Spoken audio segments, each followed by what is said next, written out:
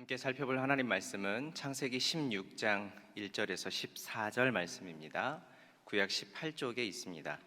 창세기 16장 1절부터 14절 말씀을 한 절씩 나누어서 읽고 마지막 14절 말씀은 한 목소리로 읽도록 하겠습니다. 아브라함의 아내 사레는 출산하지 못하였고 그에게 한 여종이 있으니 애굽 사람이요 이름은 하갈이라.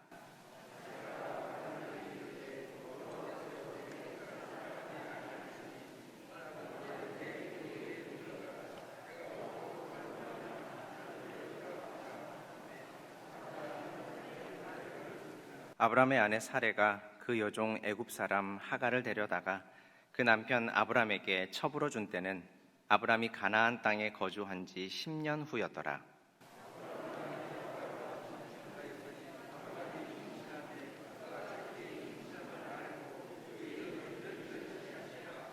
사레가 아브라함에게 이르되 내가 받는 모욕은 당신이 받아야 옳도다. 내가 나의 여종을 당신의 품에 두었거늘 그가 자기의 임신함을 알고 나를 멸시하니 당신과 나 사이에 여호와께서 판단하시기를 원하노라.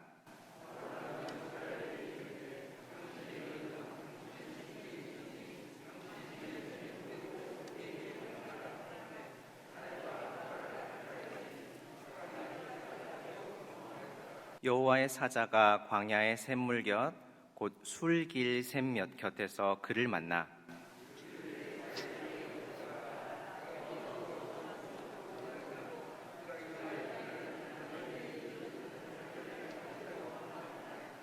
여호와의 사자가 그에게 이르되 내 여주인에게로 돌아가서 그 수하에 복종하라.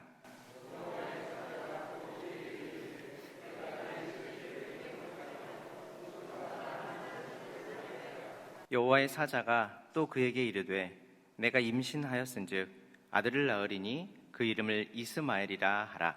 이는 여호와께서 내 고통을 들으셨음이니라.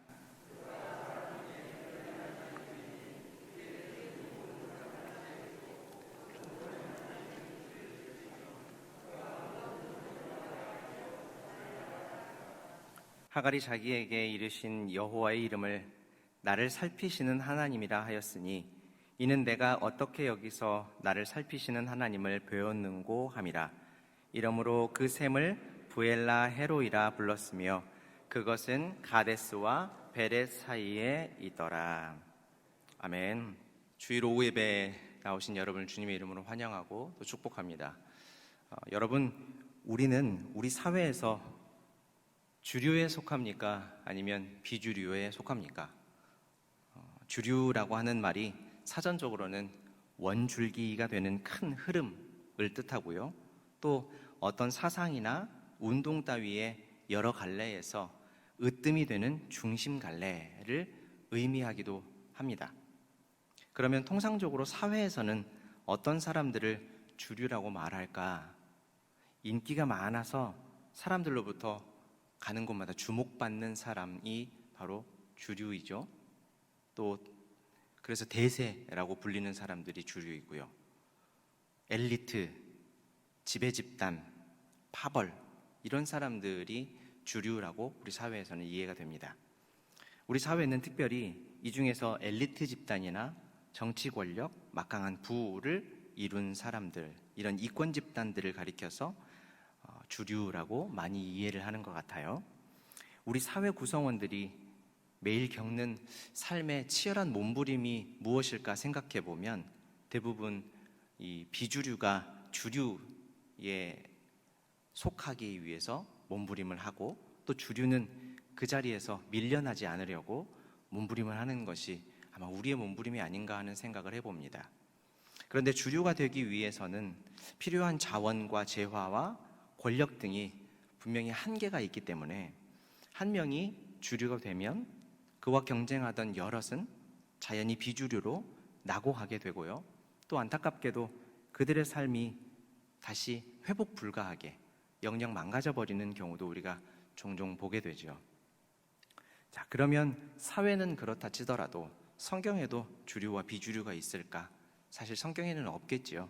그런데 성경은 하나님을 소개하는 책이고 또 하나님께서 하나님의 나라를 세워가시는 기록이기 때문에 그 하나님의 나라에는 공평과 정의와 평등이 언제나 있는 나라이기 때문에 우리 인간들을 주류와 비주류로 나누지는 않겠죠.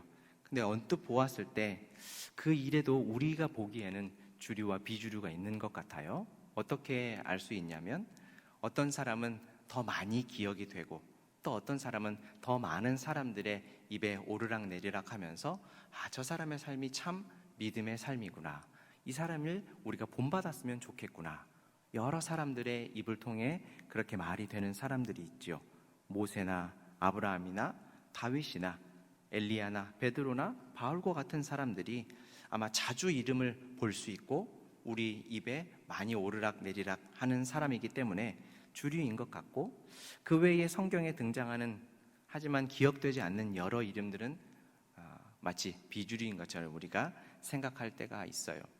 그런데 지금 말씀드리는 주류와 비주류의 기준이 우리 사회에서처럼 개인의 어떤 노력 여하에 따라 달라지는 기준이 아니기 때문에 참 다행스럽고 우리 하나님의 나라를 우리가 소망하게 되지 않는가 싶습니다. 자, 우리의 삶은 우리에게 하나님께서 구원의 은혜를 값없이 주시고 자격이나 어떤 값을 묻지 않고 허락해 주시지만 우리에게 분명한 인간의 자유의지라고 하는 것을 주셔서 우리 삶을 우리가 마음대로 선택하면서 그러자 하나님의 가치, 하나님 나라의 가치, 또 하나님의 말씀에 순종하면서 살 수 있도록 우리에게 맡겨주셨죠. 그래서 우리 하나님께서 베풀어 주신 귀한 은혜들을 많이 누리고 살아가는 것이 우리의 삶입니다. 그런데 우리만 그러한가? 사실 믿는 사람이든 믿지 않는 사람이든 간에 우리 하나님은 일반 은총이라고 하는 것을 내려주셔서요, 모두에게 동일하게 이른 비와 늦은 비를 내려주시고 먹을 것과 입을 것과 누리는 모든 것들을, 기본적인 삶에 필요한 것들을 우리 하나님께서 값없이 많이 허락해 주시죠. 오늘 본문에도 언뜻 보면 주류와 비주류인 것처럼 보이는 인물이 등장을 합니다.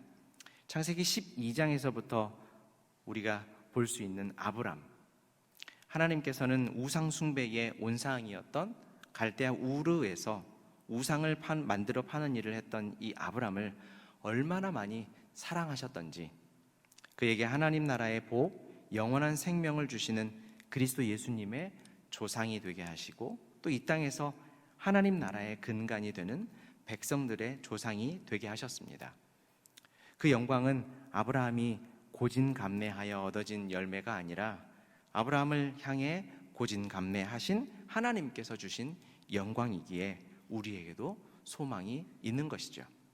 그런 아브라함에게 하나님께서는 15장에서 자손의 약속을 주셨습니다.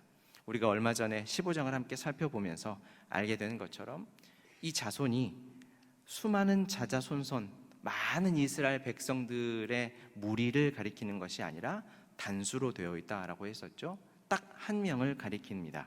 바로 예수님을 가리키는 것이죠. 그래서 예수님을 통해 하나님의 나라를 세우실 것을 약속하신 것이었습니다.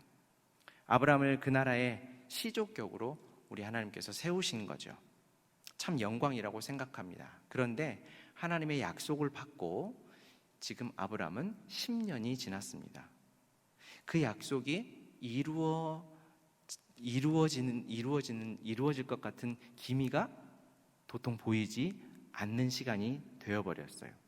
그래도 10년이나 아브라함이 참았으니 확실히 아브라함은 저보다 훨씬 나은 사람이 분명한 것 같아요. 아마 제가 아브라함 같았으면 얼마나 참을 수 있었을까 생각을 해봤는데 1년도 참기가 쉽지 않았을 것 같다. 1년쯤 참으면 아마 불평불만하고 하나님 앞에 툴툴거리면서 하나님 왜 약속이 이루어지지 않습니까? 하나님의 약속이 도대체 언제쯤 이루어지는 겁니까? 제가 언제까지 기다려야 합니까? 아마 그런 얘기들을 하지 않았을까 하는 생각을 해봤습니다. 자, 그런데 10년이나 참았던 아브라함도 끝까지 참지는 못하고 아내와 꿍꿍이를 내기 시작합니다. 여종인 하갈을 첩으로 받아들인 것이죠. 하나님 앞에 하나님께서 약속하신 지 벌써 10년이라는 시간이 지났는데 10년이면 강산도 변한다 그럽니다. 제 나이는 갈수록 들어가고 하나님께서 주신 아내 사례는 아이가 생기지 않으니 저희가 좀 적극적으로 나서서 이제는 이 약속을 좀 쟁취해 볼까 합니다. 편하게 우리 하나님께서 쉬고 계시면 저희가 알아서 좀 잘 준비해서 대령하겠습니다. 이런 생각을 하고 있지 않았을까 싶어요. 아브라함과 사레는 서로 동의하에 하갈이라는 여종을 첩으로, 그러니까 대리모로 받아들였습니다. 이들은 하갈이 아이를 잉태하면 자신들의 아이가 될 줄로 알았고 그 아이가 하나님의 약속을 성취하게 될 줄로 알았던 것이죠. 그리고 드디어 아브라함 부부의 기대대로 하갈이 임신을 하게 되었습니다. 여러분, 혹시 하갈이 임신을 하게 된 것을 알고 아브라함과 사레가 어떤 생각을 했을까? 이 두 사람은 어떤 기분이었을까? 혹시 생각해 보신 적 있으십니까? 제가 한번 이 말씀을 준비하면서 곰곰이 한번 생각을 해봤는데 여러모로 기분이 참 좋았을 것 같아요. 일단 계획대로 임신이 되었으니, 아이가 생겼으니 하나님께서 우리를 도우시는 것 같다라는 생각이 들어서 참 기쁘지 않았을까 싶습니다. 요나서를 보면 하나님께서 요나에게 니느웨로 가서 쇠계를 선포하라 라는 명령을 하십니다. 그런데 요나는 하나님의 말씀에 불순종하지요. 그래서 니느웨로 가지 않습니다. 대신 다시스로 가기 위해서 요빠라는 항구로 발길을 돌립니다.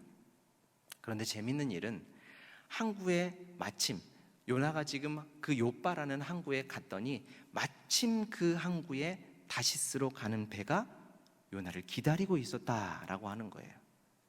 성경에 보면 마침 다시스로 가는 배를 만났다 이렇게 쓰여 있습니다. 하나님의 말씀에 순종해서 길을 가는 요나에게 때마침 니느웨로 가는 교통편이 준비되었다라고 하는 것이 아니라 불순종하여 도망하는 요나에게 마침 다시스로 가는 배가 준비되어 그를 기다리고 있었다라고 성경이 기록한다는 것이죠. 우리가 흔히 마침이라는 말을 언제 씁니까? 원하던 바대로 일이 잘 될 때, 기다리던 기회가 알맞는 때 딱 찾아왔을 때, 시기가 절묘하게 잘 맞아 들어갔을 때 쓰는 말이 바로 마침이라는 말이죠. 그런데 요나의 경우가 어떻습니까? 하필 하나님의 말씀에 따르지 않으려고 하는 계획을 따를 때 마침이라는 말이 쓰였다는 겁니다. 그러니 이것은 복이 아니고 비극이죠. 그 결과는 어땠습니까? 우리가 잘 아는 것처럼 요나가 바다에 던져지게 되고 결국은 하나님의 처음 뜻대로 니느웨로 가게 됩니다. 아마 아브라함과 사레도 비슷했을 거예요.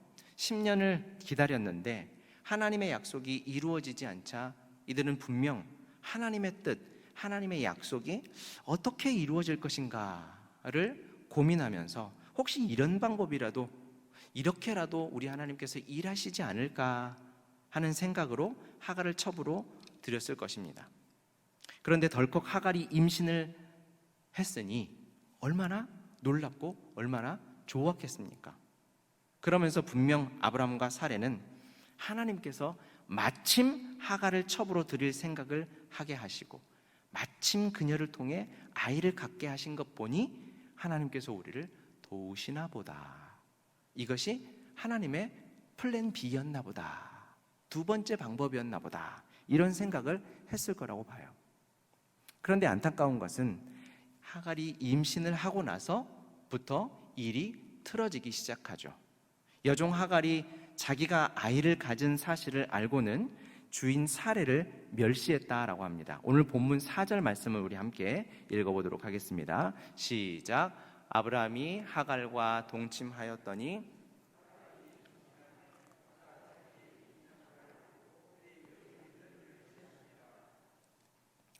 이런 하갈의 태도를 이해하기 참 좋은 본문 말씀이 있습니다. 잠언 30장 21절부터 23절 말씀인데 세상을 진동시키며 세상이 견딜 수 없게 하는 것 서넛이 있나니 곧 종이 임금된 것과 미련한 자가 음식으로 배부른 것과 미움받는 여자가 시집간 것과 여종이 주모를 이은 것이니라. 좀 속된 표현을 써서 죄송합니다. 세상 일 중에 눈꼴 시려서 보기 힘든 몇 가지 일들이 있는데, 천한 신분의 사람이 높은 관직으로 올라갔을 때, 어리석은 사람이 배불렀을 때, 미움받는 여인이 시집을 갔을 때, 또 여종이 안주인의 자리를 차지하고 앉았을 때라고 합니다. 이것은 자신의 꿈을 위해서 열심히 일한 결과를 얻었을 때를 말하는 것이 아니라 개구리 올챙이적 생각을 못하는 경우를 가리키는 말이죠. 마찬가지입니다. 하갈은 사레의 종이었는데 그가 주인 아브라함의 아이를 가졌다라는 사실을 알게 되자 처음과는 정반대의 태도로 돌변을 한 겁니다. 어찌 보면 이해가 되는 일이기도 해요. 여주인은 아이를 갖지 못하는 불임인데 주인의 대를 이을 아이, 그리고 그 아이는 단순히 주인의 아이가 아니라 하나님의 약속으로 이루어진 아이일지 모르는데, 자신을 통해 하나님의 약속이 이루어진다라고 하는 큰 생각을 하면 어느 누가 어깨에 힘이 들어가지 않을 수 있겠어요? 그렇죠? 하지만 사레의 입장은 좀 다르죠. 사레는 하갈의 태도를 보면서 그제서야 꿈에서 깨어납니다. 그리고 아브라함에게 몰아붙이기 시작하죠. 내가 당신과 하나님의 약속을 생각해서 하갈을 당신에게 주었는데 저 아이가 나에게 못된 짓을 하는 걸 보면서도 어떻게 당신이 나에게 이렇게 가만히 있는 겁니까? 왜 내 편이 돼주지 않습니까? 남편은 남의 편이라더니 당신이 꼭 그렇네요. 내 진심을 하나님만 아실 겁니다. 내가 이렇게 서러움을 당하고 있는데 어떻게 당신은 강 건너 불구경하듯이 이렇게 바라만 보고 계십니까? 여보 참 서운합니다. 이렇게 사레가 얘기한 거죠. 그러자 아내의 말에 아브라함도 뜨끔했던 모양이에요. 하갈을 아내에게 마음대로 하라고 주인의 권한을 행사할 수 있도록 해줍니다. 이유는 불을 보듯 뻔한 것이죠. 이제 사레가 하갈을 반대로 학대하기 시작합니다. 어떤 학대를 했을까? 우리가 모르긴 몰라도 아이를 가진 임산부에게 차마 시키면 안 되는 아주 고된 일들을 시키지 않았을까 싶어요. 그래서 하갈은 사레의 이런 학대를 못 이겨서 도망을 칩니다. 요즘 같으면 직장에서 상사가 너무 괴롭히고 너무 힘든 일을 시킬 때, 야, 내가 더러워서 그만둬. 내가 여기 아니면 일할 곳이 없냐? 아르바이트라도 열심히 하면 먹고 사는 시대가 됐는데 참 너무 심한 것 아니냐 하면서 아마 직장을 그만뒀을지도 몰라요. 그런데 아브라함과 하갈의 시대가 언제입니까? 지금으로부터 약 3,500년 이상을 거슬러 올라가야 하는 시기죠. 당시에 고대 근동은 지금보다 훨씬 더 황폐한 사막이었기 때문에 자기 부족을 떠나서 사막으로 간다라고 하는 것은 죽음에 내던져졌다라고 하는 것과 크게 다른 말이 아니죠. 사막에는 맹수들도 있고 또 맹독성 벌레들도 많습니다. 특히 무자비한 도적제들도 굉장히 많죠. 그래서 그 사막은 굉장히 위험한 곳입니다. 목숨을 위협받는 곳이죠. 6절 마지막에 하갈이 사레 앞에서 도망하였더라라고 하는 이 말은 자유를 찾아 그녀가 떠났더라라는 말 정도가 아니라 지금 하갈과 뱃속의 아이의 목숨이 풍전등화와 같다, 이런 말입니다. 우리는 아브람과 사레 그리고 하갈이 등장하는 이런 본문들을 볼 때 언제나 아브람과 사레의 입장을 많이 생각하다 보니 하갈이 좀 쌤통인 것처럼 느껴져요. 그렇지만 사실 하갈의 입장에서 보면 하갈이 무슨 죄가 있는지 한번 생각해 볼 만합니다. 주인 집에 아이가 없다고 해서 자기들 마음대로 자기 데려다가 대리모로 삼았다가 세자를 잉태한 무수리의 목이 뻣뻣해지는 것은 당연한 이치인데 그걸로 자신과 아이까지 위태롭게 괴롭히고 온갖 수모를 주었다라고 하는 것이 참 억울할 법합니다. 그래서 이래 주구나 저래 주구나 매 한 가지라고 생각한 하갈이 지금 집을 뛰쳐나가 버린 것이죠. 그런데 사실 우리네 삶이 아브람과 사레의 삶보다 하갈의 삶과 비슷할 때가 참 많다고 생각이 돼요. 나는 언제쯤 좀 돈 걱정 없이 편하게 한번 살아보나, 언제쯤 자식 걱정 안 하고 좀 편하게 살아보나, 이런 생각들 한 번씩은 해보셨죠? 그러다가 어느 날 조금 삶이 나아지는 것 같고 우리 삶에 좀 빛이 비치는 것 같더니만 금세 또 걱정과 염려와 힘든 일들이 찾아오죠. 우리나라가 이렇게 잘 살게 된 지가 얼마 안 됐어요. 그렇죠? 우리 권사님들은 다 아실 텐데 불과 한 5, 60년 전만 해도 우리나라가 잘 못 살았습니다. 그 시대에는 굶는 사람들이 흔했다 그래요. 저는 아직 어려서 사실 잘 모르지만 저희 아버지, 어머니 또 저희 할머니 이야기를 들어보면 그때는 참 힘들었다 그래요. 언제쯤 쌀밥 한번 배부르게 배 터지게 먹어볼까 꿈꾸면서 하루 끼니를 때웠다, 그렇게 얘기를 하시더라고요. 그런데 이제 그런 걱정 안 하게 되었죠. 대한민국에서 21세기를 살아가는 우리, 2022년을 살아가는 우리는 대부분 밥 먹는 문제는 해결이 다 됐어요. 그런데 그 걱정을 안 하게 되니까 무슨 걱정을 하는지 아십니까? 너무 많이 먹어서 배가 나온 배를 어떻게 빼야 될까? 그래서 다들 다이어트를 하고 식단 조절을 해요. 요즘 저도 배가 나와가지고 무릎이 자꾸 아파서 식단 조절을 하면서 몇 킬로 좀 뺐는데요. 요즘엔 그런 걱정들을 다들 하고 있죠. 이렇게 한 가지 문제가 해결되고 나면 이제 좀 나아지나 싶었는데 더 큰 문제가, 또 다른 문제가 우리 삶에 닥치게 되면 우리 신앙인들에게 가장 먼저 찾아오는 것이 무엇입니까? 의심의 구름이죠. 나는 아무래도 하나님이 나를 안 돌보시나 보다. 나는 하나님께서 나를 살피지 않으시나 보다. 나는 하나님의 관심에서 벗어나 있나 보다. 그렇지 않으면 하나님, 저한테 왜 이러십니까? 그동안 그렇게 고생을 하고 이제 조금 나아지려고 했더니 또 이런 고통과 어려움을 또 주십니까? 제가 하나님한테 뭘 그렇게 잘못했습니까? 하는 불평의 말을 하지 않을까 싶어요. 하갈도 분명히 그랬을 거라고 봅니다. 7절부터 시작되는 여호와의 사자와 하갈의 대화를 들어보면 알 수가 있어요. 오늘 본문 7절부터 10절 말씀 우리 함께 읽어보겠습니다. 시작. 여호와의 사자가 광야의 샘물 곁 곧 술길 샘 곁에서 그를 만나 이르되 사레의 여종 하갈아, 내가 어디서 왔으며 어디로 가느냐?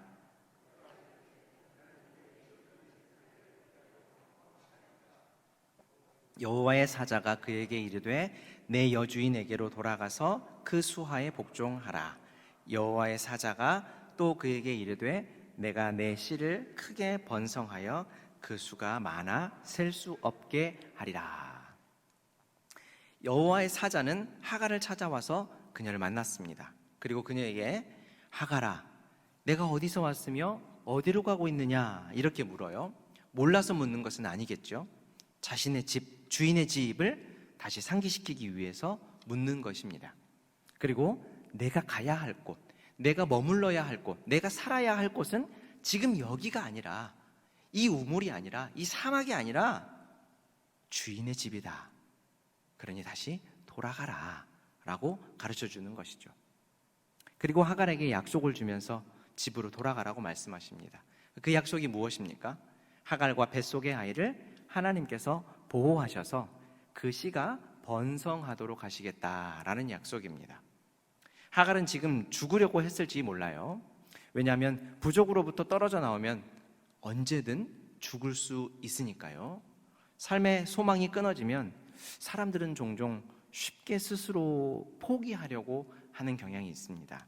설령 극단적인 선택을 하지는 않았을지라도 이제는 꼼짝없이 죽는구나, 나는 이렇게 끝나는구나 라는 자포자기하는 생각들을 하는 것은 아마 지나치지 않아 보입니다. 아마 분명히 하갈이 그런 생각을 하고 있었을지 몰라요. 그런데 그 마지막 벼랑 끝에서, 삶의 마지막 끝자락에서 하나님을 만나고 하나님께서 주시는 약속을 받은 것이죠. 그리고 하갈이 이런 고백을 하게 됩니다. 13절 말씀을 함께 읽어보겠습니다. 하갈이 자기에게 이르신 여호와의 이름을 나를 살피시는 하나님이라 하였으니 이는 내가 어떻게 여기서 나를 살피시는 하나님을 배웠는고 함이라. 무슨 말입니까?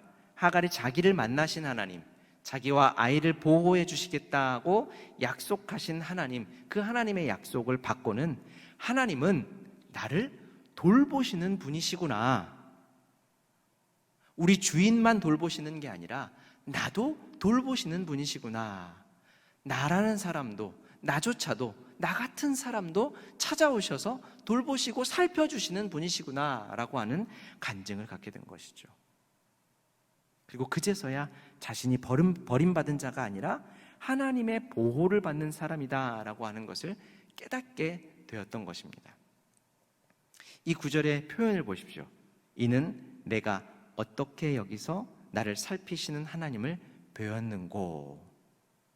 하갈의 이 말이 내가 죽을 줄로만 알았던 이곳에서, 내 인생의 나락에서,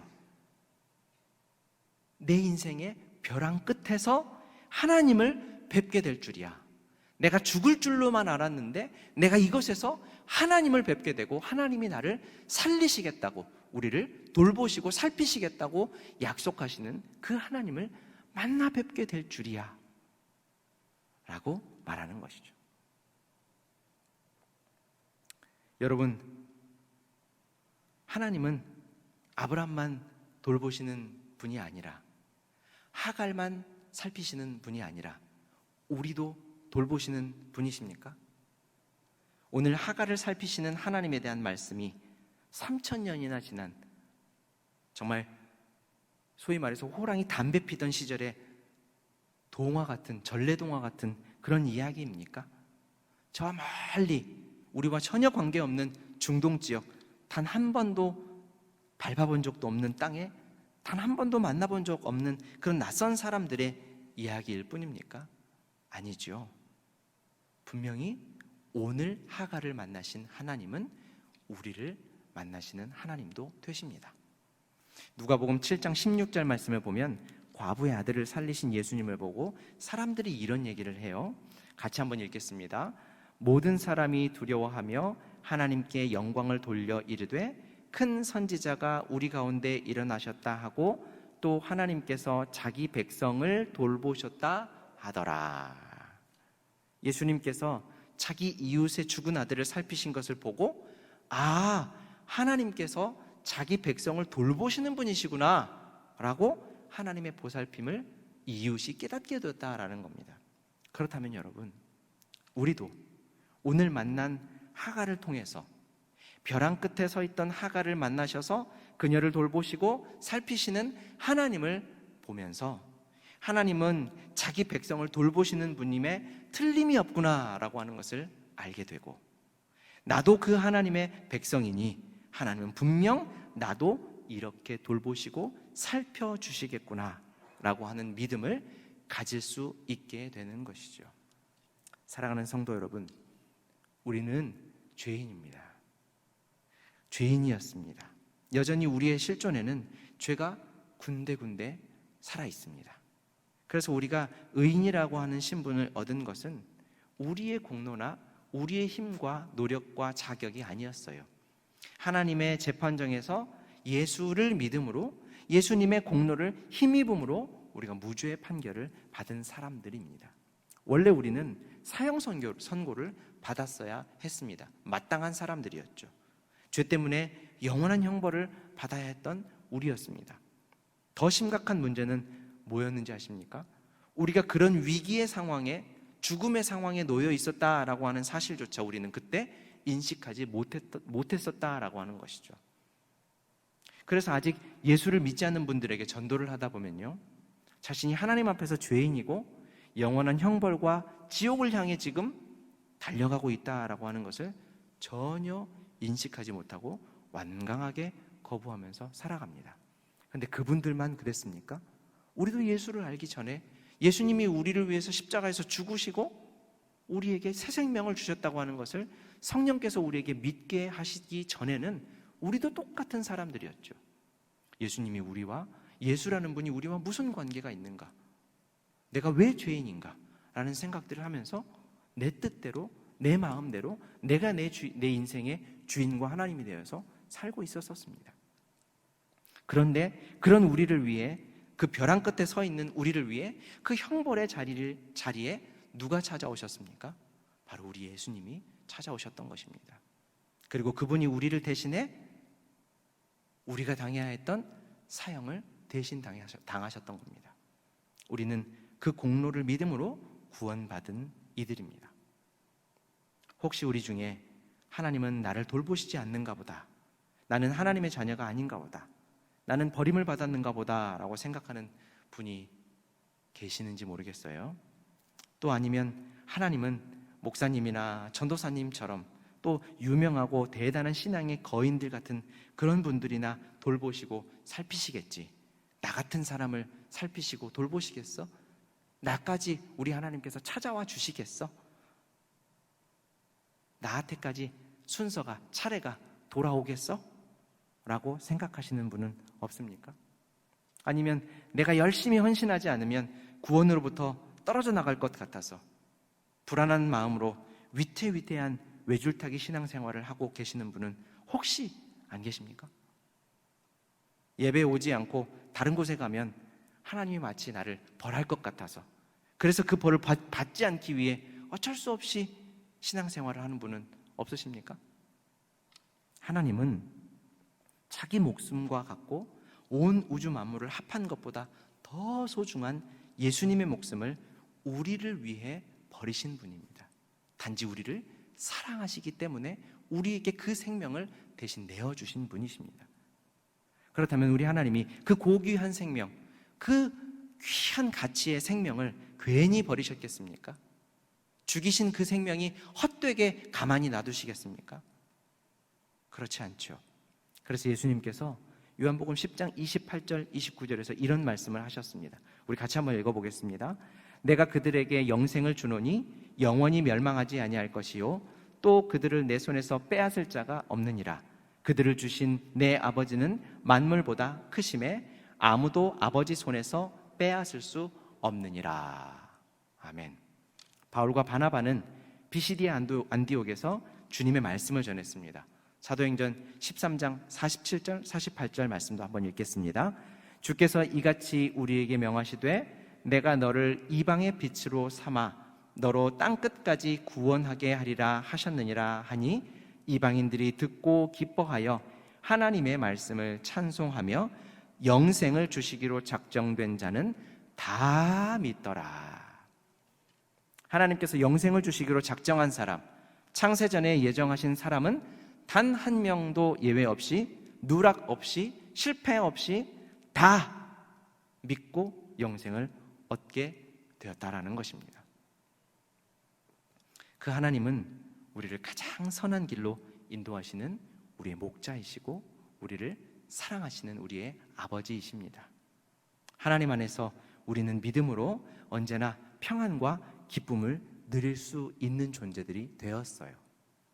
요즘 코로나로 인해서 우리 삶이 안팎으로 힘들고 어렵지만 한 가지 분명한 사실, 우리가 분명히 기억해야 할 것이 있습니다. 하나님께서는 벼랑 끝에 섰던 하갈을 만나시고 그녀를 살피신 것처럼 하나님은 우리가 벼랑 끝에 있을지라도 우리를 찾아오시고 우리를 살피실 것이다 라는 것입니다.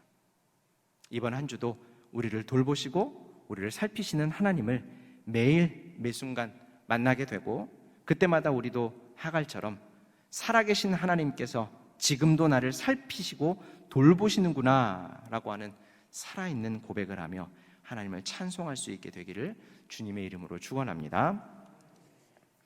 사랑과 은혜가 풍성하신 하나님 우리 아버지, 우리를 돌보아 주시는 은혜에 감사합니다. 우리에게 가장 귀한 구원을 은혜로 주심도 감사합니다. 그런데 우리는 참 연약한 존재들입니다. 그래서 언제나 돌보시고 인도하신 하나님께 감사하며 순종하고 믿음으로 하나님을 의지하기보다 우리 스스로 해보려고 몸부림할 때가 많습니다. 그러다 보니 종종 우리 삶이 벼랑 끝에 서는 경험을 하게 됩니다. 그런데 우리 하나님, 그때에도 우리를 버리지 않으시고 그곳에까지 찾아오셔서 우리를 붙드신다고 말씀해 주시니 참으로 감사합니다.